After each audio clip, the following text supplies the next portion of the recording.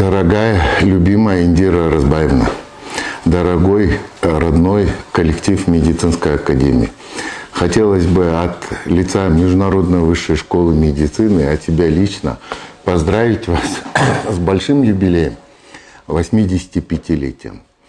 Кыргызская государственная медакадемия – это флагман, это первый медицинский университет у нас в Кыргызстане независимый. Есть такое хорошее выражение: все мы родом из детства. Также здесь можно сказать, что все врачи кыргызского государства родом из Кыргызской государственной медакадемии.